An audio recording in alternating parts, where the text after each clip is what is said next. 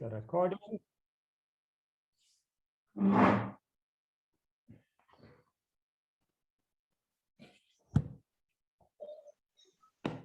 Yeah, so today we should finish this business about dimension.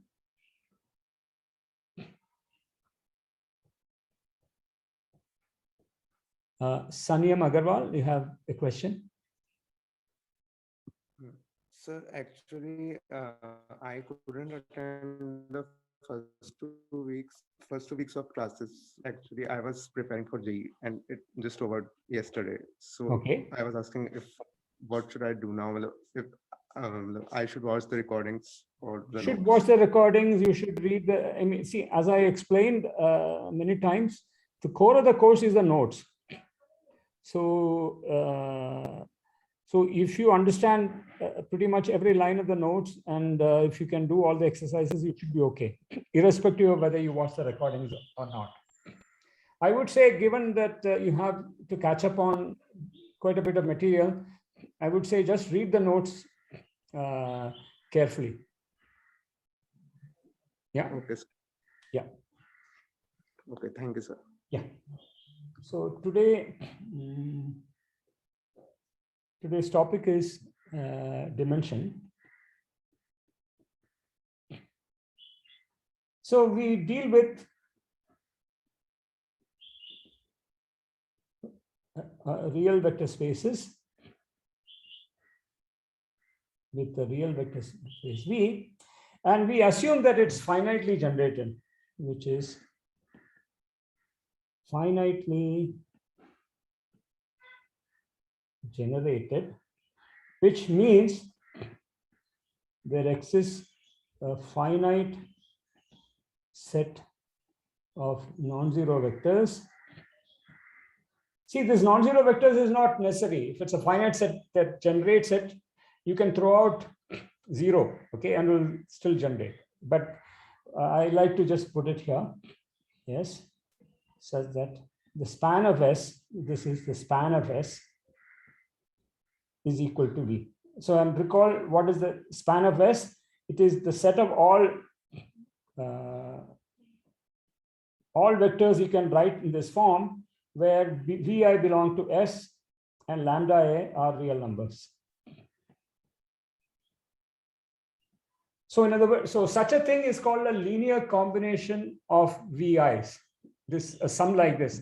If you have a bunch of vectors, finite number of vectors in a vector space, and you multiply the first one by a scalar, the second one by another scalar, etc., and and then add them up. This is called a linear combination of the vectors Vi. Okay, so the span of a set is the set of all linear combinations of vectors from that set, and this is a vector space.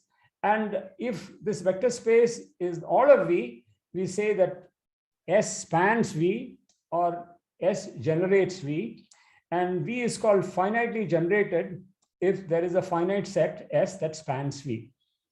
Okay, and we are going to consider in the theory of dimension, we basically say there are two kinds of vector spaces: those which have spanned by a finite set, and those which are not, and those which are not we call infinite dimensions. Okay, so infinite dimension just means that they are not spanned by a finite set.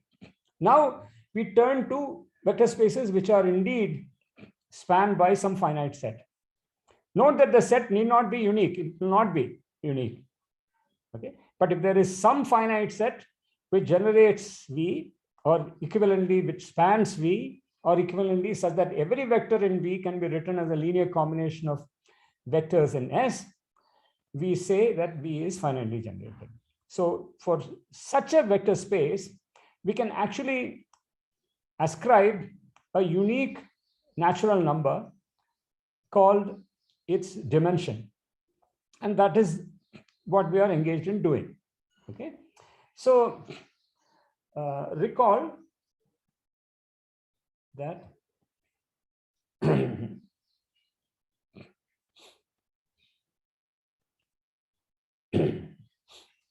the basis for V is set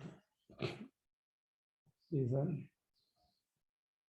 linearly independent subset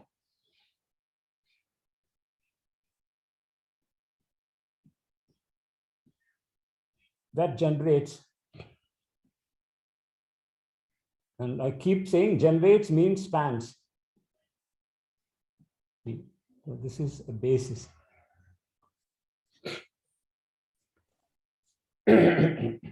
And the basic, so I shouldn't say basic, the fundamental theorem, the fundamental fact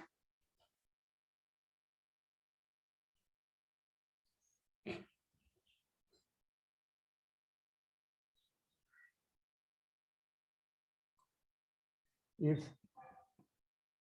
theorem, if B is finitely generated,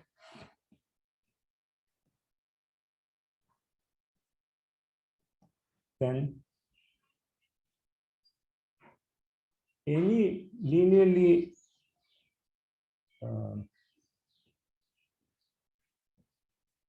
linearly independent set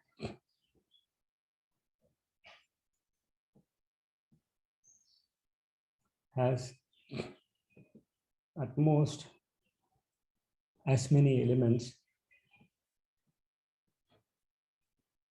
as any basis. Now, see, recall that I have no, for me, a linearly independent subset is a subset with non-zero vectors in it. In my linearly independent subsets, by definition, don't contain the zero vector. It also, you can also give a definition which doesn't say this, but then it will follow from the definition. So we are talking about a linearly independent set and a basis, and both of these make sense, meaning if your vector space has only the zero vector, there is no linearly independent set and there is no basis. So I don't want to worry, then what does my theorem mean in that case? So I will just say, and 0V is not the full vector space. So that means there is at least one non-zero vector in the vector space.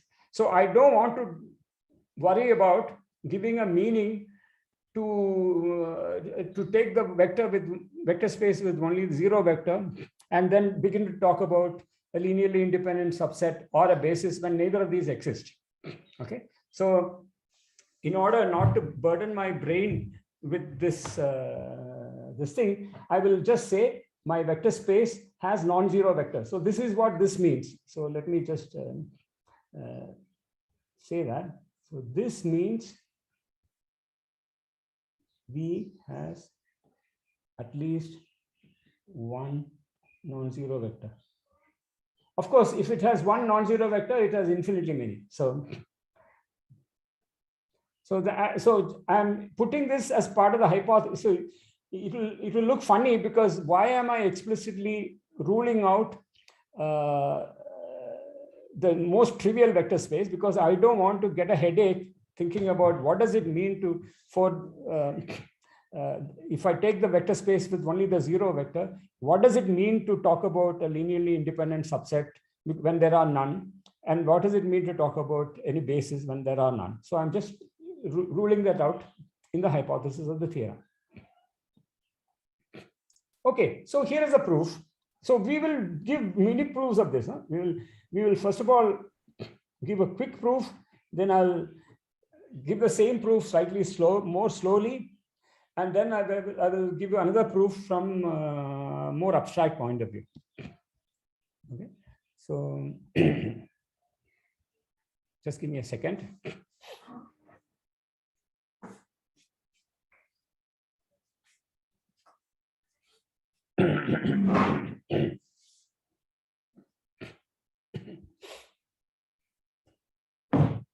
So suppose B is a basis. So this means it's a finite set of non-zero vectors which is linearly independent and generates V. And suppose by contradiction,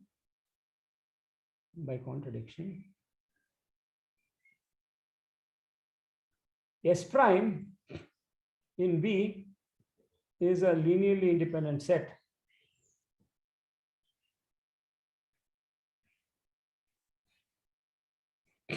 with cardinality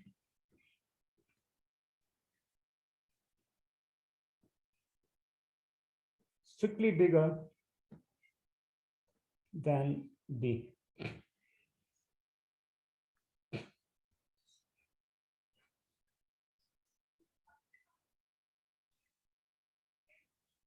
So now S prime could be even infinite. I mean, I don't know. I mean, for all I know, a vector space V could have a finite basis.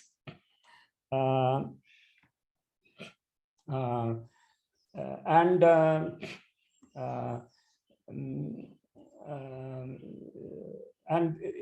there could be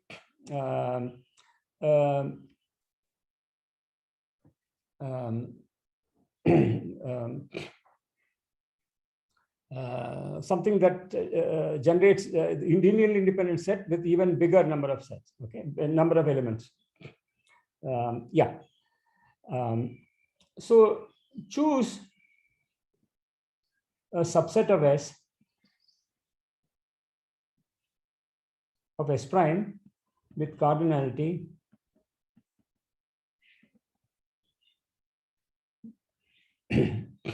N1, which is the cardinality of S, bigger than the cardinality of B, which I call N2. So now I've given and chosen a notation. So let me just write it like this. Choose a subset of S prime with cardinality bigger than the cardinality of B. So and call this N1 definition and call this N2. So this is definition.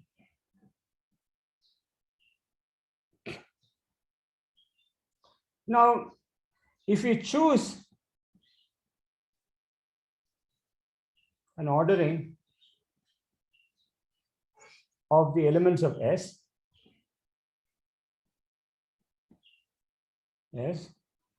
and an ordering of the elements of B, we get a linear map R N1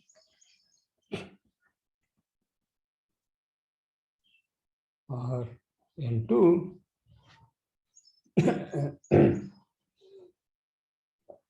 which is subjective.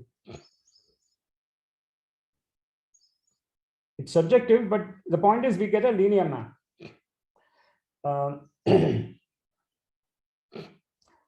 So I'm saying this very quickly.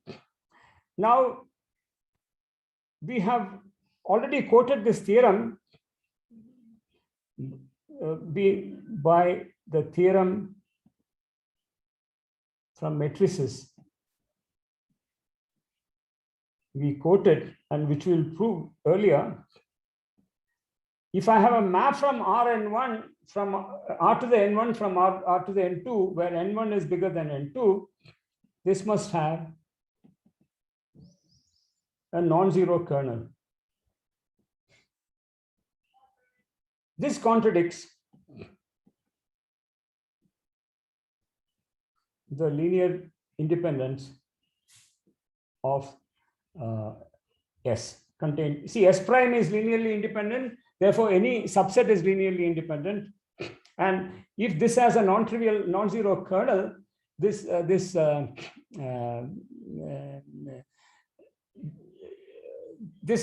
contradicts the linear independence of S. So this is a very quick idea of the proof. Now I'll give an expanded version of the proof. So because I think you would be puzzled by what, but this is the idea of the proof. but let me expand this.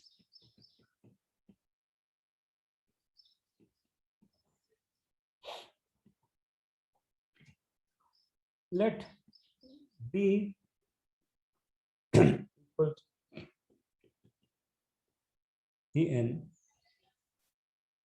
En2 be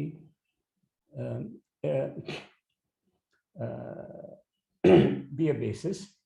So what I have done is I've taken a basis as above, and I have actually ordered the vectors in it, and I call them E1 to E1 to En2. So this is just what we call an ordered basis.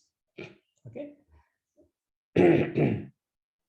And let S equal to V1 to Vn1 be a linearly independent set. So now using S, we get a linear map which I call phi S from Rn1. So this should be Rn1 to B, which is defined phi S lambda 1 lambda n1 is lambda 1 times V1 plus lambda 2 times V2 lambda n dot Vn. So whenever I am given n1 vectors in the vector space, I can define this map. Okay.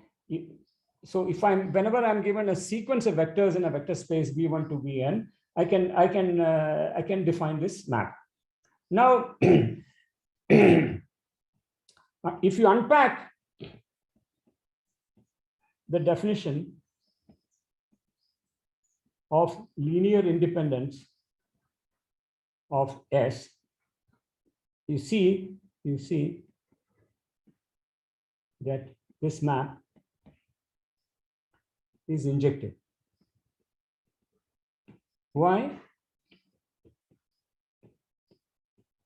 Suppose this is not injective. That is, there exists lambda 1, lambda n, not all 0, such that lambda 1 V1 lambda n Vn equal to 0. Sir, it should be Vn1, right? Vn1. Thank you so much. Yeah. Yeah.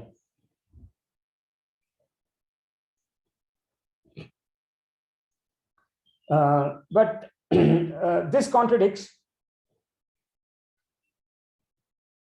linear independence of S. So this map is injective. Okay. We get a linear map which is injective.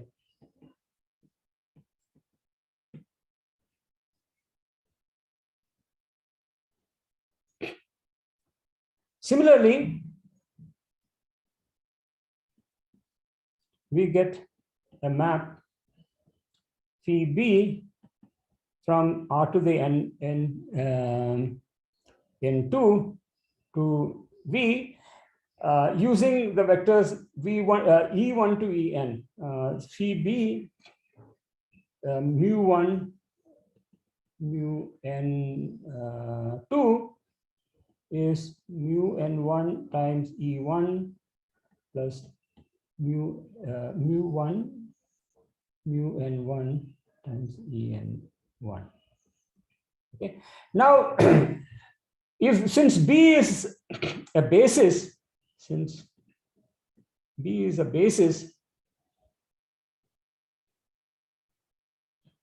this map is both injective and surjective, right? Because it's a basis, B is linearly independent. So that gives this, and surjective because B spans. Okay. So this is a isomorphism. So now you have R to the N1 phi S to V, which is surjective.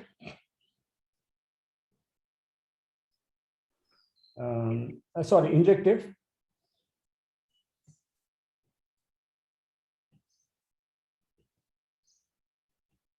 And R to the N2 phi B, which is isomorphism. So now look at the map.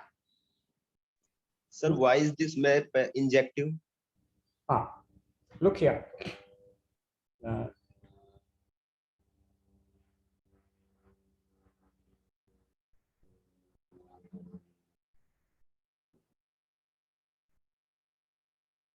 Yeah. Here is the reason. Since B is a basis, that means B is linearly independent. And we already saw that if I have a linearly independent set, the corresponding map is injective. This map is in, see, this is the map. Look at this map.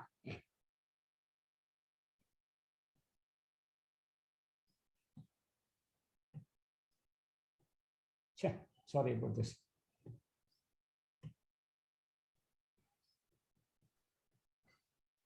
Yeah, look at this map. Look at this arrow here, which is also this arrow. Okay. So this map is injective because B, see, remember B is a basis. That means it's a linearly independent set that generates V. Because it's linearly, so already we use this argument for S. Whenever you have a linearly independent set, the corresponding map is injective.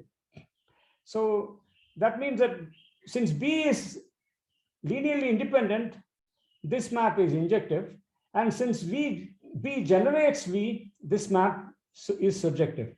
So this map is both injective and surjective. Therefore, this is an isomorphism. Did you get this? Was that Chauhan? Yes, sir. Yes, sir. Yeah. Did you understand? Yeah. Okay. Sir, I have a doubt, sir, regarding the same. So, if by you proved injection by contradiction, choosing that if it is not zero, then it is not linearly independent, right? Yes. So you have picked a zero vector from V, and you have. Wait. The map is not from V. The map is from R. Yes, sir. Yes, sir. In the right side, you picked zero vector. From the codomain, you pick zero vector. To do what? To say that the map to is, wait, when I have a map between vector spaces, linear Yes, map. Listen to me. When I have a linear map between vector spaces, to say that it's injective is equivalent to saying that the only vector in the kernel is a zero vector. This is an exercise that you have seen before. Oh, okay, sir. I will look into that, sir. Yeah. Yes, sir. So when I have a linear map between vector spaces, it is injective if and only if the kernel consists only of the zero vector. So now anyway, no, I'm grateful for this. So let me just let me repeat this. So I have started with this set S, which is a linearly independent set. Okay. Using that set, I get this map from R to the N1 to V. How is that map defined? R to the element of R to the N1 is a N1 tuple of scalars. So I take an N1 tuple of scalars here, and I map it to a vector in V, which is given by multiplying the first vector of S by lambda 1, multiplying the second vector of S by lambda 2, the N1 and last vector of S by lambda N1, and then adding up the results. So I get a vector in V. So this is a linear map from R to the N1 to V, depending on S, on the set S and an ordering of elements in S. Okay. The set S is this set of vectors V1 to Vn. And an ordering is, well, it is a set of n vectors. I shouldn't call it V1 to Vn, because the moment I call it V1 to Vn, the ordering is given. So a set S is just set of n vectors, and an ordering says picks one of the vectors and calls it V1. The second picks another one and calls it V2, and so on. So there is the difference between a set of elements and an ordered set of elements. So I need an ordered set to define this map, R to the N1 to V. So is the map clear? Yes, sir. Once the map is clear, now this I can do for an arbitrary subset of V. But supposing the subset is linearly independent, what does it mean for this map? So this was already in an exercise. If a subset is linearly independent, if and only if the kernel of this map is only the 0 vector in R to the N1.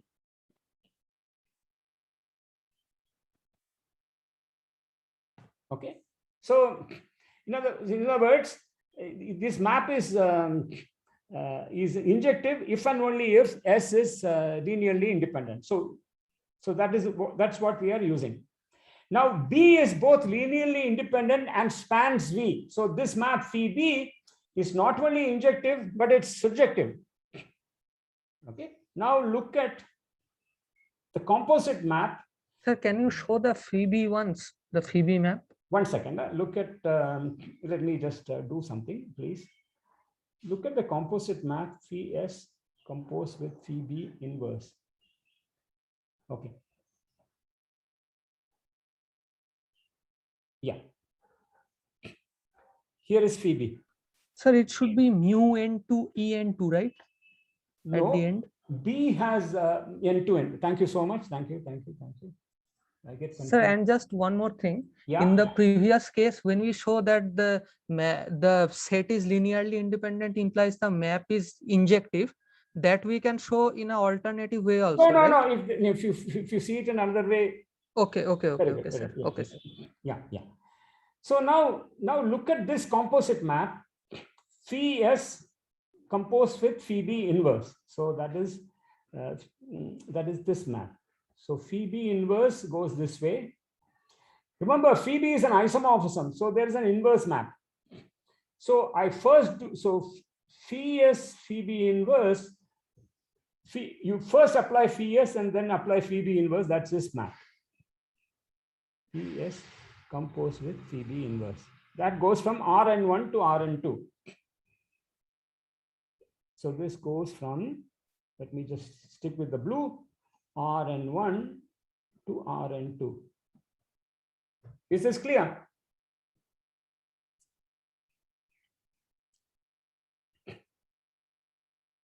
Remember, when I have an isomorphism, that means there is an inverse map, which is also linear. So I can work with that. That is what I call phi B inverse. So I'm composing two maps. You know how to compose functions. So I'm doing that.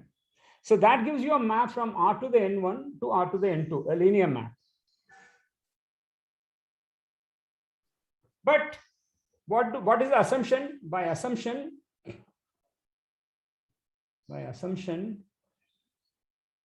N1 is bigger than N2. This means by our matrix theory result,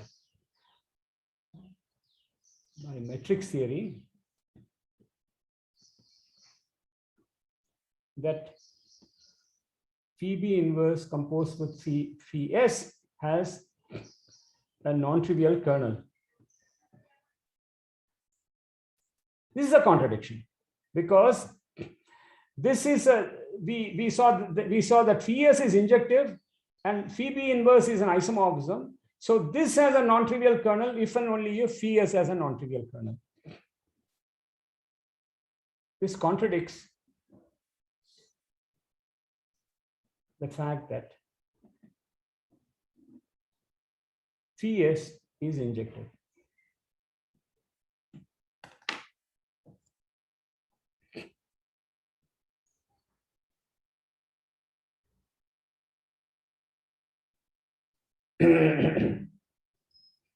Okay, so Excuse me, sir. yeah, very good. So this particular proof is basically the expansion of the first proof that we did. Sorry, So in the beginning, the proof that you had done, so this is just the expansion, the second version. this is the extension of the. So this is the expansion. I mean, you were just writing the first proof in this proof. I mean, No. whatever you have. No. You mean this is an expansion? Yeah, sure. Yeah, this is an expansion. So, in fact, I said this. If you look here, I actually said that expand the above. Okay, sir. Got it. Yeah, I'm just expanded the earlier. Yeah. This might be a bit too much for you to process while you listen to me, but I have explained these notes in the notes carefully, and I agree. This is a slightly abstract. See, you are encountering many abstract things for the first time, and it is not surprising. And many of you, some of you are sort of used to it. So if you find it somewhat confusing, it's not your fault. But what you should keep telling yourself is that this material is not intrinsically difficult. There are one or two clever ideas, but by and large, most of the heavy lifting is done by definitions and concepts. So again, in modern mathematics, you try to kind of shift as much of the burden to definitions, concepts, and structure as you can, so that I keep saying that a really good idea is a precious thing. You should minimize the need for being clever by having good definitions, good concepts, and a logical flow of things, so that most of the time the what to do next is somewhat clear from the structure of the argument. But of course, if you're not used to thinking in these terms, then the structure itself and the definitions coming at you very fast will cause you a little bit of trouble. But you have to really believe me that first of all, that the material is not intrinsically difficult. In fact, all the hard work here has been put into this theorem that I quoted from matrix theory, which we have not proved. So in fact, we have not done any hard work today, because the only hard fact, and that's not very hard, is that if you have a map from R to the N1 to R to the N2, and N1 is bigger than N2, then there is a non-trivial kernel for that map, which we have not proved. We will give the proof later. Okay, so my advice is, well, first of all, if there is a particular step here that you did not understand, I'm willing to spend time explaining it. Secondly, go back and read the notes carefully. I think I have explained things with care and with careful notation, and the notes have been debugged enough times that I don't think there are mistakes in notation. And if you still have doubts, you can write to me. Okay, so now and actually, to reassure you more, we will see another proof, which is quite clever and pleasant, okay, which will not use that matrix theory result, but I will do that at the end of the class. So now,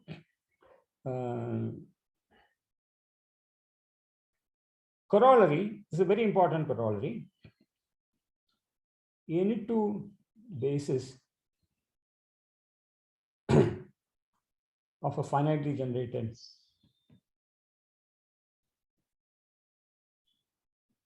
vector space have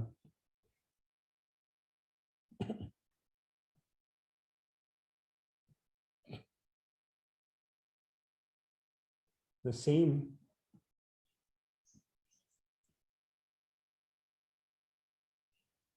number of elements. Why? Well, proof. If B1, B2 are two bases, so we know that B1 is B1 is a basis. Since B1 is a basis, so in particular, linearly independent. So I can apply the previous result. The cardinality of B1 is less than or equal to cardinality of B2. Or another notation is B1 is less than or equal to B2. Reverse the roles of B1 and B2.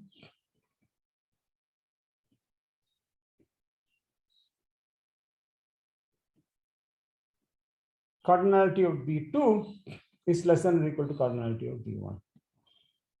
Okay, so therefore,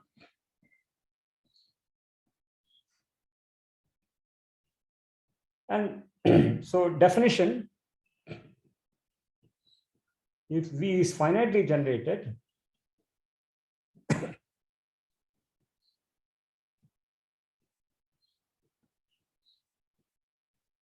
in other words, there is a finite set that spans V, its dimension is the number of elements or cardinality, i.e. cardinality of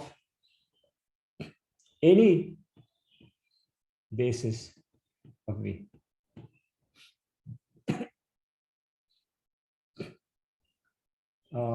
Now we come to a very, very important theorem.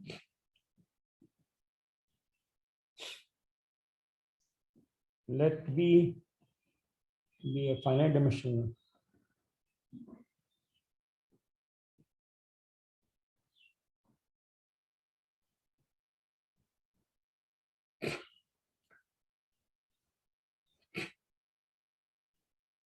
then one any linearly independent set S in V with dim V elements is a basis. Two,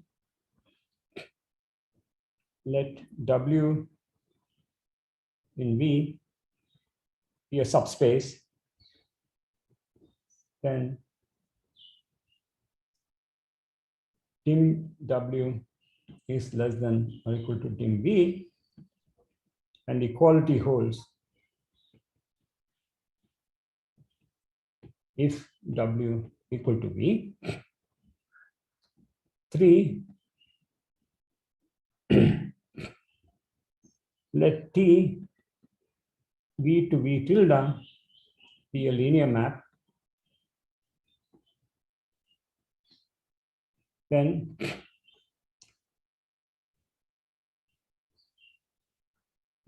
be a surjective linear map.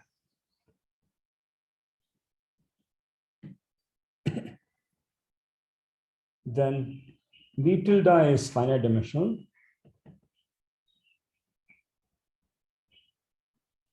And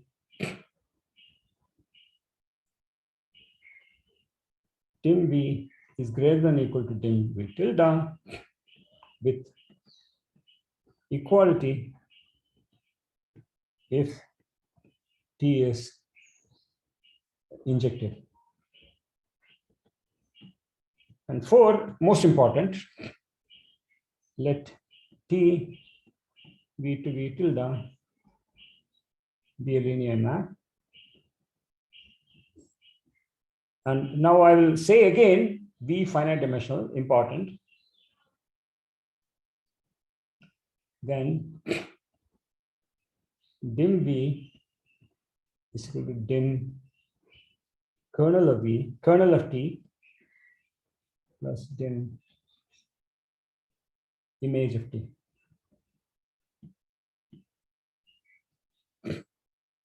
So I have V, I have a map.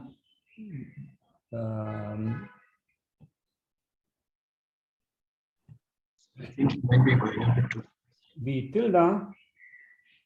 Now I'm not assuming V tilde is finite dimensional, but I'm assuming V is finite dimensional.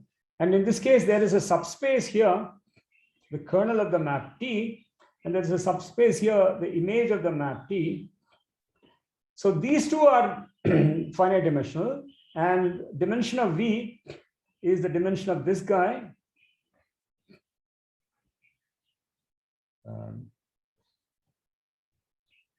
So this is called the rank nullity theorem.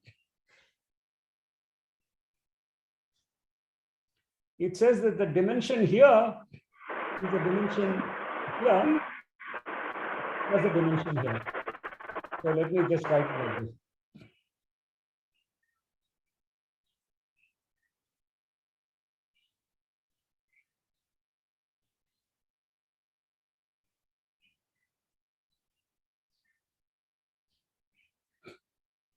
So the dimension of V is split into the dimension of the kernel plus the dimension of the image.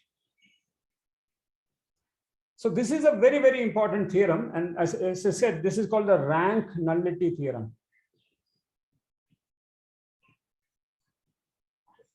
So this dimension of the kernel is often called the nullity. And the dimension of the image is often called the rank of T. Rank of T and nullity of T. Okay. Let me, I will give a proof of this, and then I also promised a metrics-free proof of our main theorem of today. But let me take a little break. Also, can you scroll up a bit?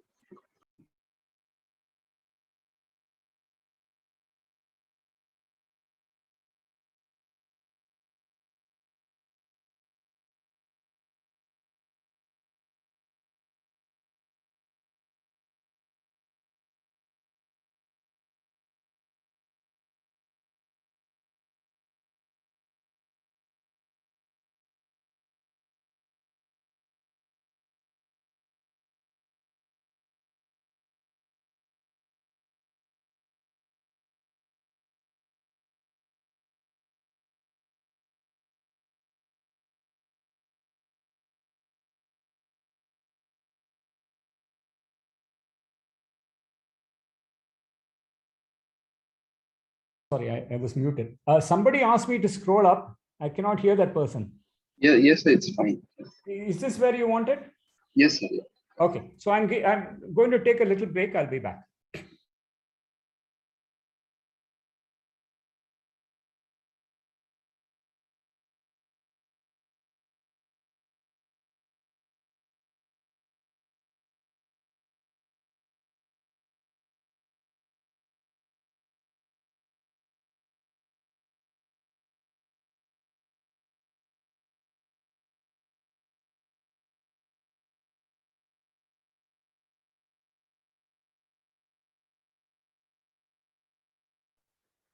Did anyone understand the fourth theorem?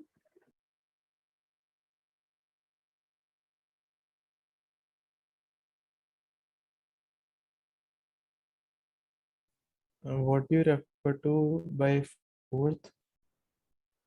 The fourth one in this list of theorems. It is presently in 1-2, right?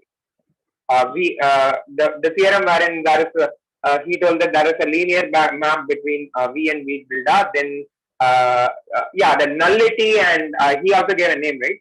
That theorem. Oh, the rank nullity. Rank nullity. Sorry. Rank nullity theorem. Are you? Yeah. The importance to have a good camera with a tourist like me. Hence, I would request you to please lend me your digital DSLR camera for this trip. I assure you for the safety and good use of your precious device and return you once the trip gets over. Hope you won't turn down my request. Pay my regards to your friend. ভালো হয়েছে। এখানে কি at once হবে নাকি না once ই থাকবে? And return you.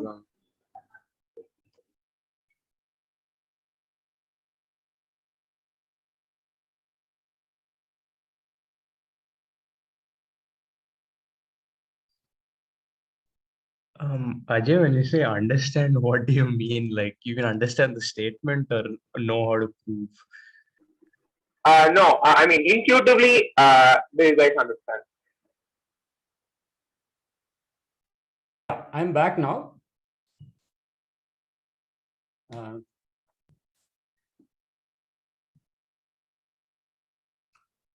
Yeah. So shall I proceed with this is this substantial and an important theorem that summarizes various important properties of dimension.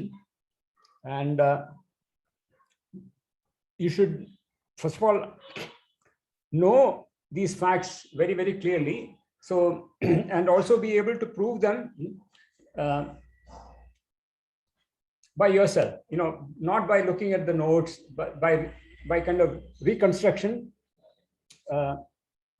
See, again, if you understand the proof well, you are able to kind of see how the proof should go. There's a natural flow to proof. So, you understand both the statement and proof more or less at the same time. Okay.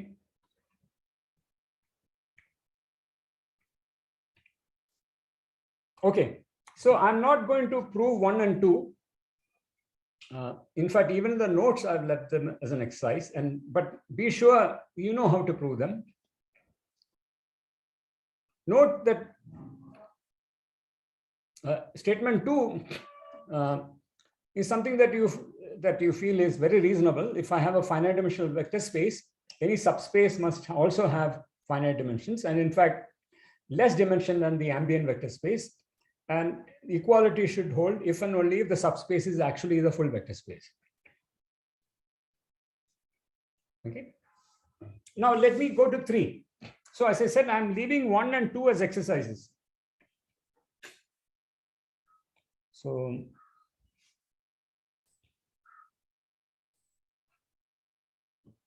proof 1 and 2 are exercises.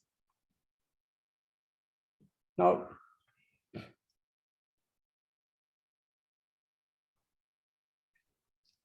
let's understand 3. Okay.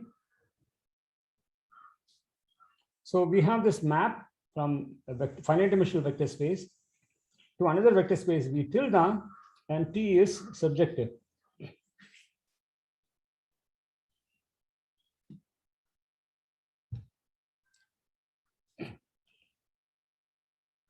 Now,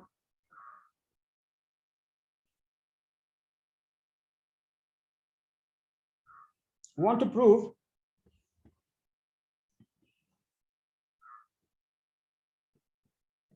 that V tilde is finitely generated and dim V tilde is less than or equal to dim V.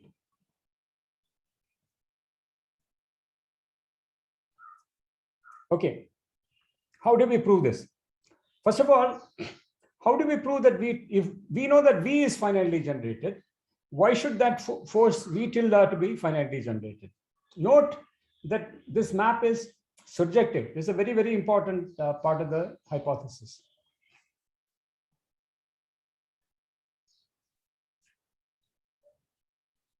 So I'm going to insist that you participate now, because otherwise, I mean, if this step you have trouble with, then I should not proceed unless everybody sees why this step is clear. So in other words, my question is, let me, so this is the easiest part of the proof, but I want to be sure you all see why this is true. So question question, finite generation of V plus surjectivity of T force V tilde to be finitely generated. Why? So in other words, if there is a finite set that spans V, and if we have a surjective map from V to another vector space V tilde, then there is a finite set that spans V tilde.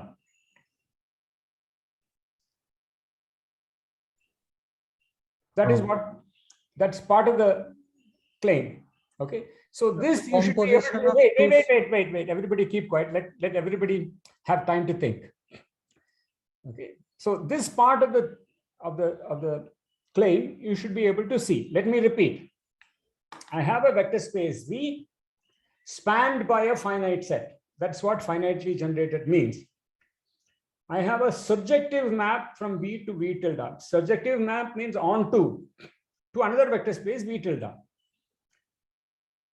Claim is that there is a finite set that spans V tilde. So first of all, you should have a candidate for this second finite set, and then you should be able to show that in fact your candidate will actually win the election, namely it will actually span V tilde. So yeah, so has everybody had time to think about it? Does anybody want more time to think about this before I let anybody speak?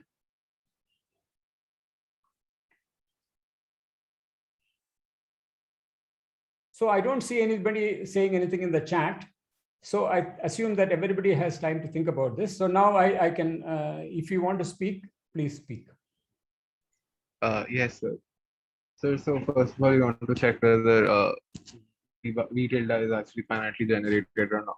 So if we pick an arbitrary basis, E1, E2, so on up to En of V, and we look at the image of that basis under T, then we can actually check that T is spanning. Okay. The T of the image is spanning. Okay. So you don't need to choose a basis. Take any finite set that spans V, take the image of that under T, so you get a finite set of vectors in V tilde that will span V tilde. Right. Okay. So here is the so answer to the question. Why here? Because if S spans V, then TS, which by definition is a set of vectors in V tilde that I get by acting on each vector in S by in turn, spans V tilde. Why?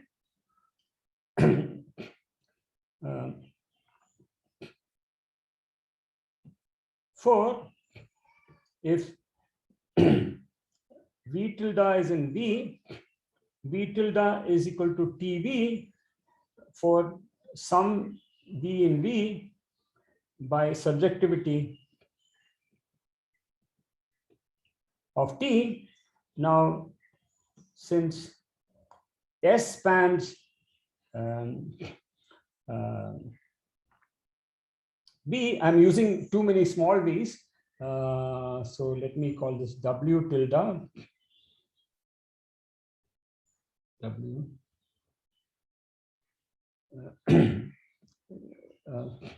W is sigma lambda I VI in S.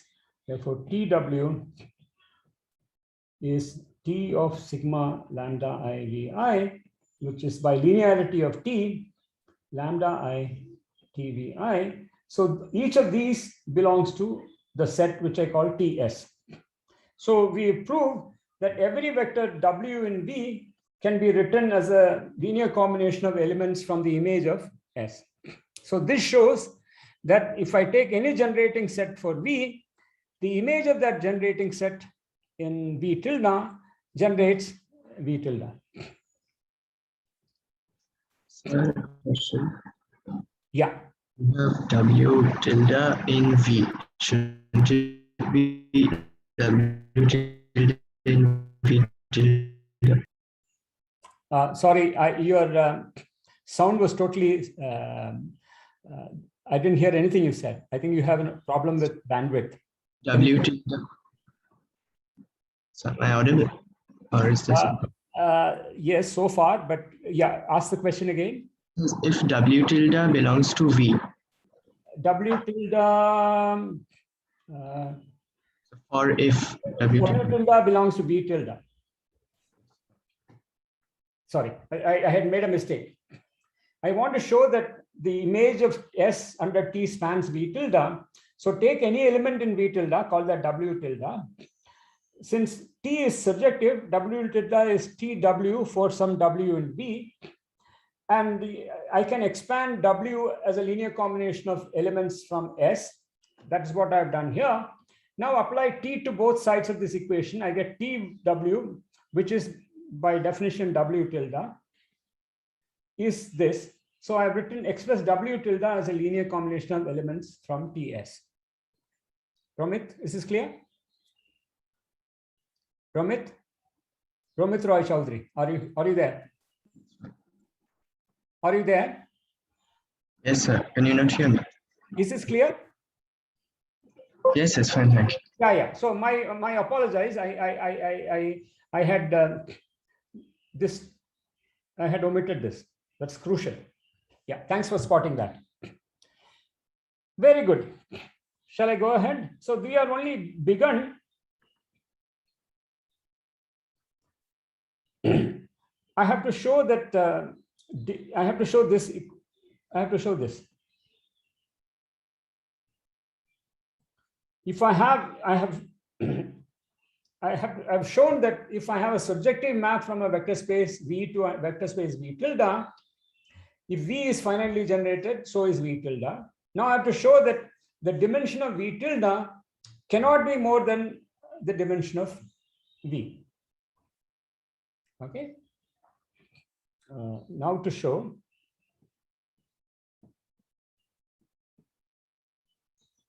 If T V to V tilde is surjective, dimension of V tilde is less than or equal to dimension of V. So here is a proof. Let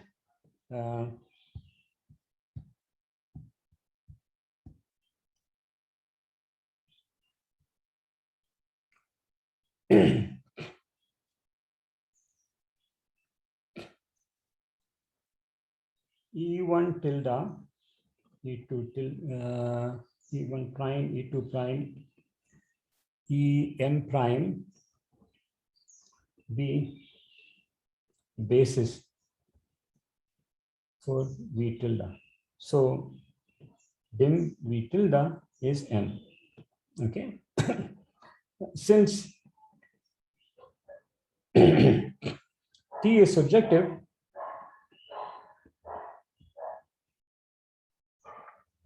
there exist vectors E1, EM,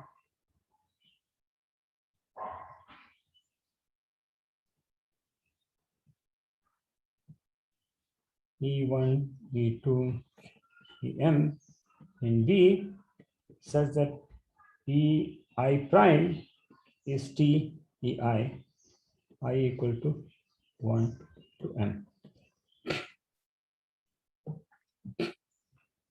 I claim that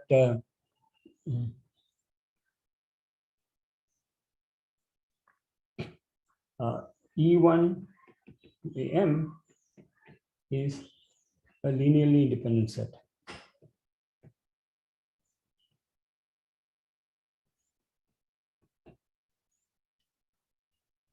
For if lambda 1 to lambda m are scalars such that lambda 1 dot E1 plus lambda 2 dot E2 plus lambda m dot En is 0, then T, this is 0 in V, then T of this is a 0 vector in V tilde, but this is lambda 1 times T E1 plus lambda m times T Em, which is lambda 1 times E1 prime plus lambda n times En prime.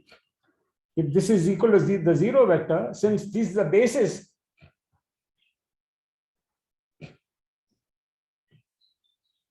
but since E1 prime, En prime is a basis of V tilde, we have lambda 1 equal to 0, lambda n equal to 0, which shows E1 Em is linearly independent in V. So, but we know, so this shows that M, which is dimension of V tilde, this implies is equal to cardinality of the set E1 to Em is less than or equal to dimension of V, which is what we wanted. Because we know that if I have a vector space of some dimension, the cardinality of any linearly independent subset is at most the dimension of V. So this shows the inequality that we wanted.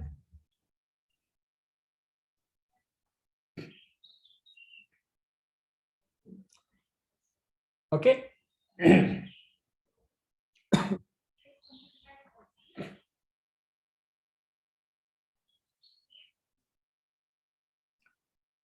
Okay, so now we have to prove the rank nullity theorem.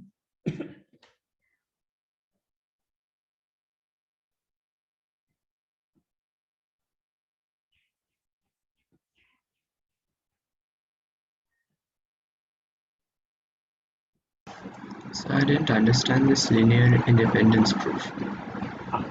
Okay. Because we showed that there exists a combination in which all the lambdas are 0. I'm not sure how it shows that there doesn't exist any combination where the lambdas are not 0.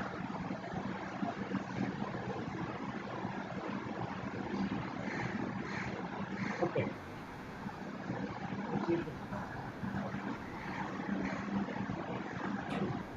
So what did we do? We chose a basis for V tilde, E1 to Am.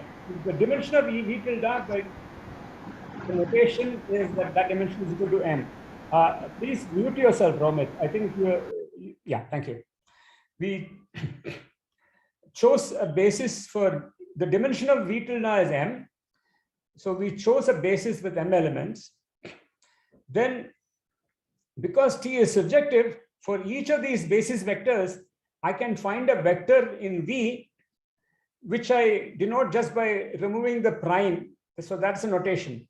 If I take a basis vector EI prime, the corresponding vector in V I call EI. The map T being surjective, for any vector in V tilde, I can find a vector in the pre-image. So I choose stupidly for each of these basis vectors a vector in the pre-image. Call that E1, E2, Em. So I get M vectors in V, E1 to Em, such that EI maps to EI prime. And the vectors E1 prime to Em prime together form a basis for V tilde.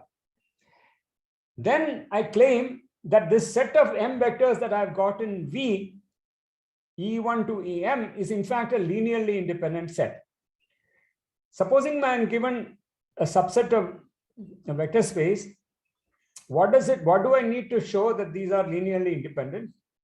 I must show that whenever I am given an arbitrary family of scalars lambda 1 to lambda m, so that lambda 1 E1 plus lambda 2 E2 plus lambda n is 0, then each of the lambda is forced to be 0. So supposing I have such a sequence of scalars lambda 1 to lambda n. Apply t to this equation lambda 1 e1 plus lambda 2 e2 plus lambda m em equal to the zero vector in V. Apply t to that. By linearity of the map t acting on 0 V should give you 0 V tilde. On the other hand, t acting on lambda 1 e1 plus lambda 2 e2 plus lambda m em by linearity is lambda 1 times t acting on e1 plus lambda 2 plus t acting on e2 plus lambda m plus times t acting on em. But t acting on ei is ei prime. So I get zero vector in V tilde is lambda 1 e1 prime plus lambda 2 e2 prime plus lambda m em prime. But e1 to e1 prime to em prime is together a basis for V tilde. So this forces lambda 1 to 0, lambda 2 0, lambda m to 0, which is what we want to prove. Romit? Yes, sir. Thank you. Got it? Yeah. Okay, great. Romit, can somebody tell me, because I'm not sure what is wrong with him. You sound okay. Well, okay. Sometimes your voice gets broken up. That could be a bandwidth issue. But even when your voice is not broken, there is a lot of hiss when your mic is on. So in general, when people have their mics on, such things happen.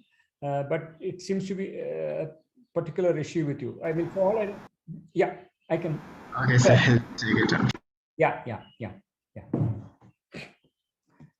Okay, so now let's go to the rank nullity theorem.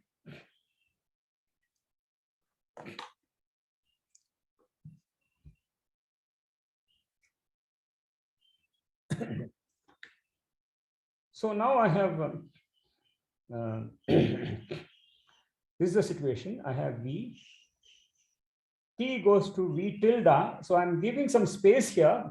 We'll fill it up. We will fill up this space here with something. And in this situation, I can define a subspace of V called the kernel of T. This is a linear subspace. This is actually a subspace, not just a subset. And the T, when I act on vectors of V, I get a set of vectors of V tilde. By definition, it's called the image of T, and that's also a subspace. Okay, and what we want to prove is that the dimension of this guy, which I denoted by this half circle, half, and if I take the dimension of this guy, which I denote by this, together gives the dimension of V, which I denote like this. This is a rank nullity theorem. Dim kernel of T plus dim image of T is dim V.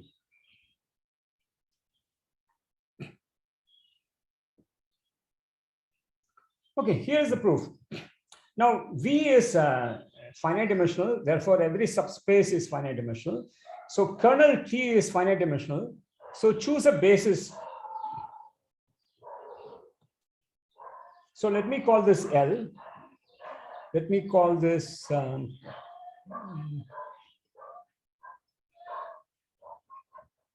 let me call this N, and this will have N minus L. This, we need to prove that this is N minus.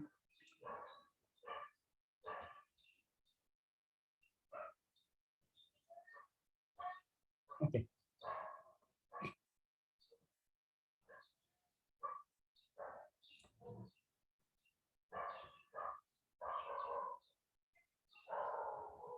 Sir, could you say why is kernel of T a subspace of V? Oh dear, you have not done the exercises you are supposed to do. If I have a linear map, the kernel is a subspace. This is an exercise that was there long ago. I think as soon as I defined linear maps, it's there in the notes. Okay, sir. I'll take it. Yeah. I'll take that. Yeah. So choose a basis V1 to VL of kernel of T. And we know this is and extend to a basis V1, VL, VL plus 1, Vn of V. So N is the dimension, L is the dimension of the kernel notation, and this I call N. Okay. So given any linearly independent subset of a vector space, it can be extended to a basis. This is one of the things that I think I hope I at least stated it. It is kind of implicit, but yeah, it is. We have seen this. Okay. Sir, what are the indices after L? Yeah. Thank you. Send to a basis V1, V2, VL, VL plus 1 up to Vn. So I have denoted L as the dimension of the kernel and N as the dimension of V. Okay. So notation, this is notation. N equal to dim V and L equal to dim kernel of T.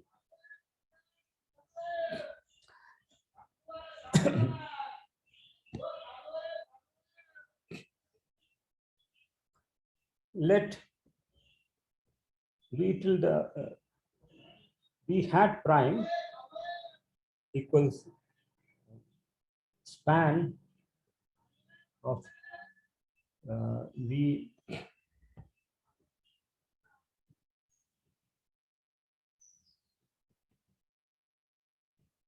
this is a subset of subspace of V.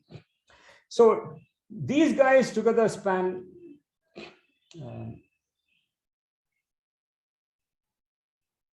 these span kernel. So I take a bunch of vectors that give a basis for the kernel, extend that to give a basis for V. Then of course the guys that span that give a basis for the kernel, if I take their span, I get the kernel. But then there are these n minus L guys that are left out, and their span is what I call V hat prime. Okay, it's the definition. निपुंज इन सब से मेरे को ज्यादा लेना, मैं क्या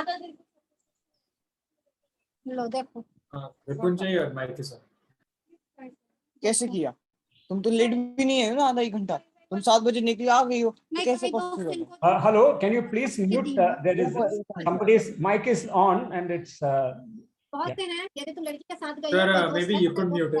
तुम्हें भी देते हैं और रिटर्न में तुम देती हो, ये मेरे से मत कहना, है ना? तो फिर वही तुम्हारे घर तो आएगा नहीं लेने, हो सकता दियो। I need to figure out how to do this. तुमने उसको दिया हो। Sir, it's in participants, like in participants, right to next to his name, there's the dots, and there you can go mute participant. मेरे को आपके intention से मतलब नहीं, मेरे को ये नहीं समझ I have to find out who. Just 1 second. Sir, मेरा ये Ripunjay. Object Ripunjay. Okay.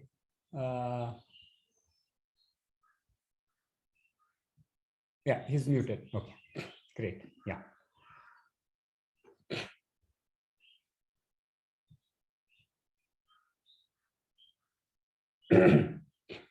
Okay, so now I have this map from V to T, which goes to the image of T contained in V tilde, and within here I have kernel T, and now I also have this V hat prime subspace here. So I can restrict T to this.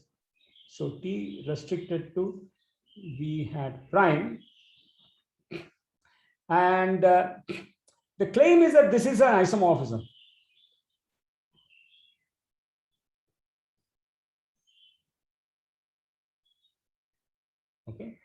So I think everybody is a bit tired now.